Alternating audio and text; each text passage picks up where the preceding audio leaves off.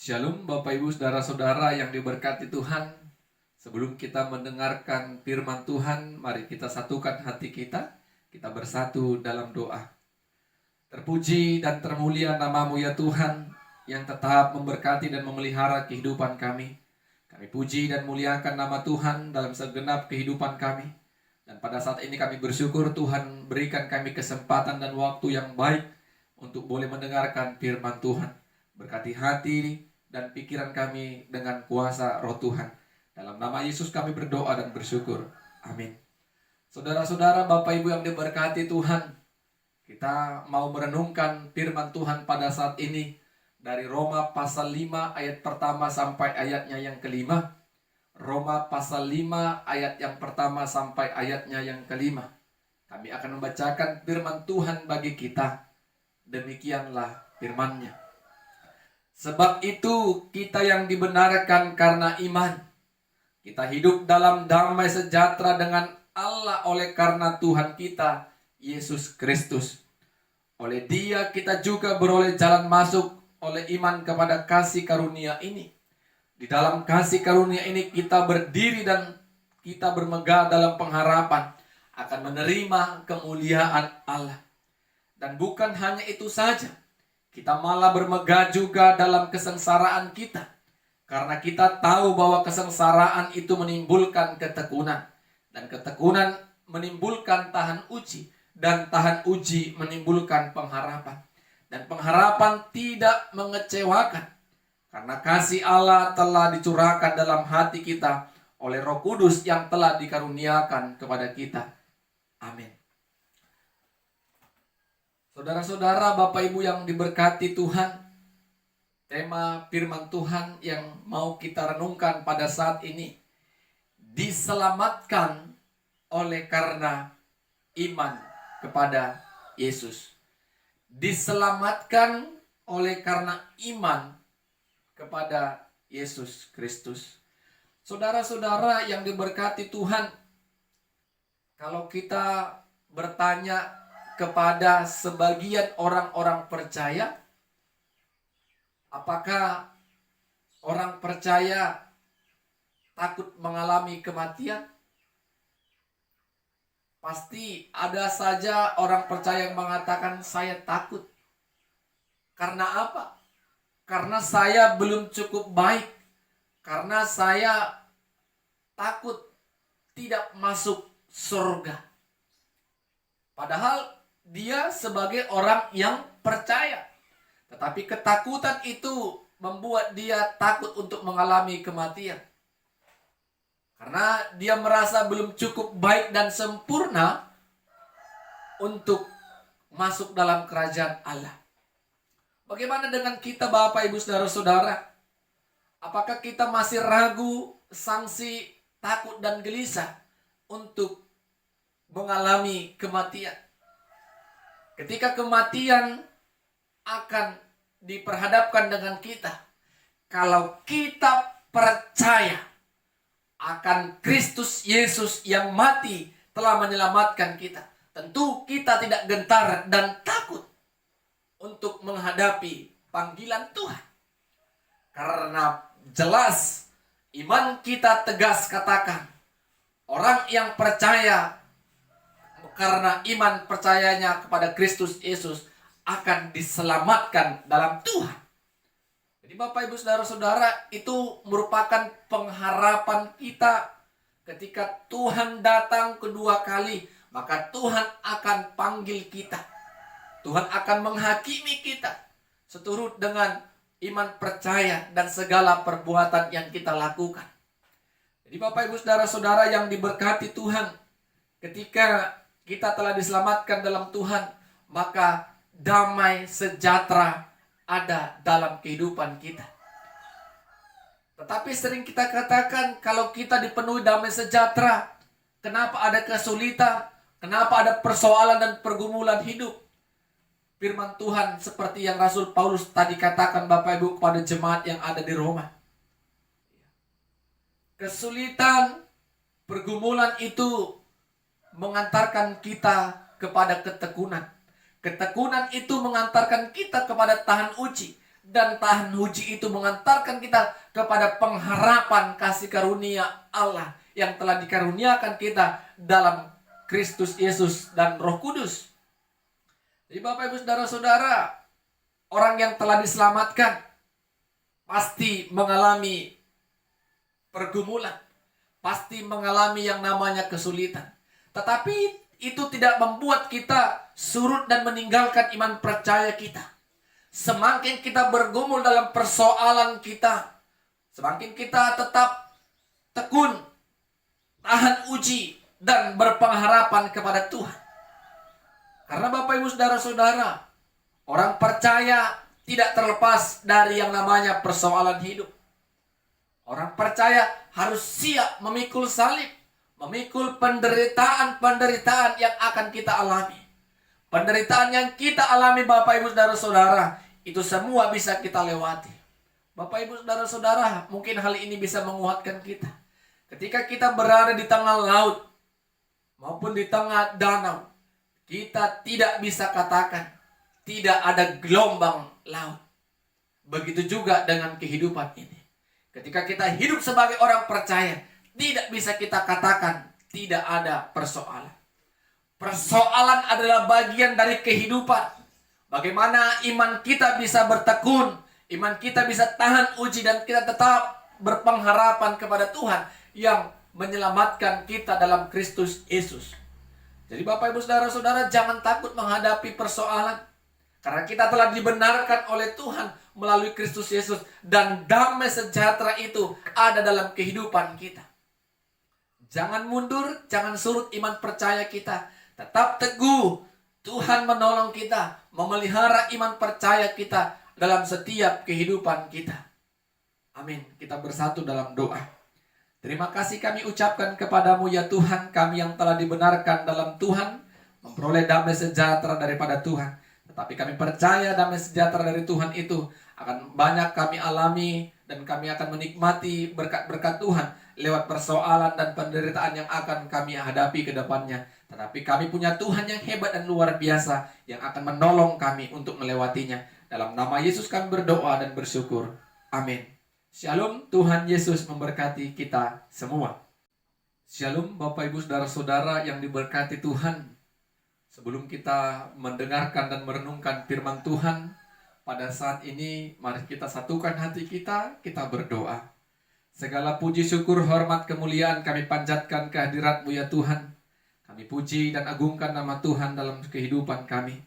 Kami rindu mendengarkan firman Tuhan.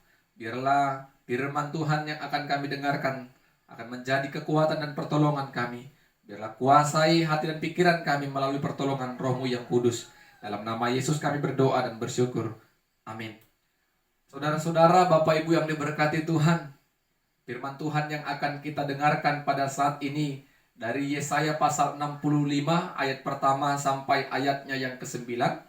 Yesaya pasal 65 ayat pertama sampai ayatnya yang ke-9. Kita akan membacakan firman Tuhan, demikianlah firman-Nya.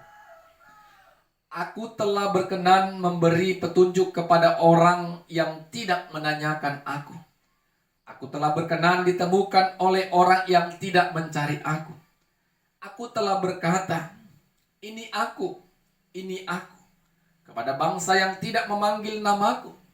Sepanjang hari, aku telah mengulurkan tanganku kepada suku bangsa yang memberontak, yang menempuh jalan yang tidak baik, dan mengikuti rancangannya sendiri.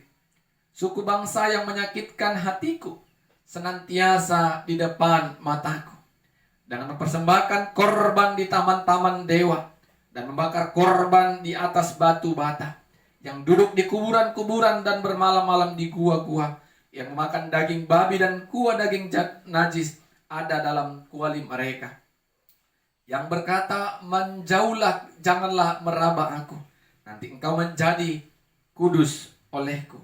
Semuanya ini seperti asap yang naik ke dalam hidungku, seperti api yang menyala sepanjang hari. Sesungguhnya telah ada tertulis di hadapanku, aku tidak akan tinggal diam, malah aku akan mengadakan pembalasan.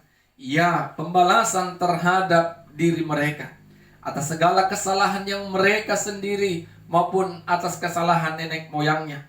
Semuanya serentak firman Tuhan. Sebab mereka telah membakar korban-korban di atas gunung-gunung dan mengaibkan aku di atas bukit-bukit.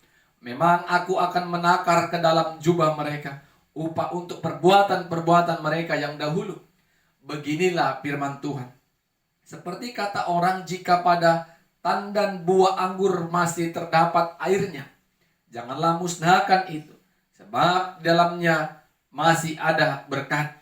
Tetapi aku akan bertindak oleh karena hamba-hambaku, yakni aku tidak akan memusnahkannya sekali. Ya. Aku akan membangkitkan keturunan dari Yakub dan orang-orang yang mewarisi gunung-gunungku dari Yehuda. Orang-orang pilihanku akan mewarisinya dan hamba-hambaku akan tinggal di situ. Amin. Saudara-saudara, Bapak Ibu yang diberkati oleh Tuhan, tema firman Tuhan yang akan kita renungkan pada saat ini. Tuhan mengasihi umatnya. Tuhan mengasihi umatnya. Bapak Ibu saudara-saudara, kalau kita baca firman Tuhan yang baru saja kita dengarkan, bagaimana Yesaya mengatakan bagaimana Tuhan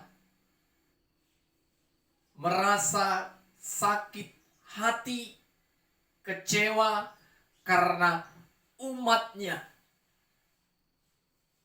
telah menduakan dia. Menduakan dalam arti mereka umat Tuhan menyembah berhala. Mereka menyembah berhala dan memberikan korban-korban kepada berhala-berhala. Mereka tinggal dan duduk di kuburan. Mereka duduk dan masuk dalam gua bermalam-malam hanya untuk meminta petunjuk dari roh-roh. Itu sama berarti umat Tuhan telah menyakiti hati Tuhan. Kita percaya Bapak Ibu saudara-saudara, karena Tuhan adalah Tuhan yang cemburu. Ketika umat Tuhan tidak menyembah Dia sebagai Tuhan yang menciptakan alam semesta ini, maka Tuhan pasti cemburu. Bapak Ibu saudara-saudara yang diberkati Tuhan, Tuhan mengetahui segala pikiran, segala isi hati dari umatnya. Walaupun umat Tuhan melihat mujizat, melihat anugerah Tuhan dalam setiap perjalanan mereka menuju tanah Kanaan, tetapi tetap saja umat Tuhan tidak sepenuhnya percaya kepada kuasa Tuhan, tidak sepenuhnya memberikan hati untuk menyembah Tuhan. Mereka tetap menyeleweng, menyembah patung-patung, menyembah Baal, menyembah dewa, dan percaya kepada dewa-dewa. Bapak Ibu saudara-saudara yang diberkati oleh Tuhan, tetapi Tuhan katakan dalam Yesaya ini, seperti anggur dalam tandannya Bapak Ibu, masih ada air yang akan bisa menjadi berkat. Tuhan juga melihat ada umat Tuhan yang bisa menjadi berkat dan akan tetap dipelihara oleh Tuhan. Walaupun Tuhan tetap menghukum mereka, perbuatan-perbuatan kekejian yang mereka lakukan akan mendapat imbalan, yaitu mendapat hukuman. Tetapi belas kasihan Tuhan tetap ada dalam setiap kehidupan umat Tuhan. Kasih Tuhan yang begitu besar tidak akan memusnahkan umat Tuhan. Tetapi kasih Tuhan akan memulihkan mereka dan memberkati setiap kehidupan mereka. Begitu jugalah dengan kehidupan kita Bapak Ibu saudara-saudara. Pasti di dalam prakteknya kita sering mengecewakan dan menyakiti hati Tuhan. Benar kita ke gereja, memuji, memuliakan Tuhan, tetapi tidak banyak. Ada juga sebagian orang-orang percaya, pergi ke gereja, tetapi percaya juga kepada roh-roh dunia. Percaya kepada apa yang dikatakan oleh dukun. 50% ke Tuhan, 50% ke dukun atau orang pintar. Itu menunjukkan kalau kita belum sepenuhnya menaruh kepercayaan kepada Tuhan. Itu menunjukkan kepada kita sesungguhnya kita belum menaruh kasih kepada Tuhan. Sehingga kita menyakiti hati Tuhan dengan menduakan Dia. Tuhan itu adalah Tuhan yang cemburu. Mari Bapak Ibu Saudara-saudara kita mengoreksi diri kita. Tuhan masih berikan kesempatan bagi setiap kita yang mendengarkan firman Tuhan saat ini. Jangan kita terlena, terbuai oleh karena keinginan daging kita. Dengan menyembah atau percaya kepada roh-roh dunia. Percayalah Bapak Ibu Saudara-saudara. Ketika kita percaya Tuhan berotoritas dalam kehidupan kita dan berkuasa, maka Tuhan tidak akan membiarkan kita dalam setiap pergumulan. Tuhan tidak akan membiarkan kita larut dalam mara bahaya. Tuhan menolong, menopang dan mengangkat kita ketika kita dalam kelemahan. Bapak Ibu Saudara-saudara, kita harus percaya kasih Tuhan besar. Sehingga kita percaya ketika kita di hari-hari yang lalu mengalami dan melakukan banyak kejahatan, datang kepada Tuhan dengan mengharapkan belas kasihan Tuhan, Tuhan akan mengampuni kita dan akan memberkati kita. Pasti ada kebaikan, pasti ada potensi, pasti ada yang menjadi berkat dalam kehidupan kita. Itu bisa kita kembangkan untuk bisa menjadi berkat bagi orang lain ketika kita mau tinggalkan segala perbuatan-perbuatan jahat yang pernah kita lakukan. Ingat Bapak Ibu Saudara-saudara, bagaimana Tuhan akan memberkati dan memelihara setiap orang yang melakukan kebaikan. Setiap orang yang tidak menyakiti hatinya. Setiap orang yang melakukan kehendak Tuhan memperoleh berkat dan anugerah Tuhan. Amin, kita berdoa. Terima kasih Tuhan buat firman-Mu. Kami percaya kasih Tuhan kepada setiap kami umat Tuhan akan tetap kami alami. Biarlah kuasa roh Tuhan yang menolong kami untuk mensyukuri setiap anugerah dan berkat Tuhan sepanjang kehidupan kami. Terima kasih Tuhan dan ajari kami ya Tuhan untuk melakukan kebaikan-kebaikan yang Tuhan berikan dalam kehidupan kami. Sehingga hidup kami boleh menjadi berkat bagi banyak orang. Dalam nama Yesus kami berdoa dan bersyukur. Amin.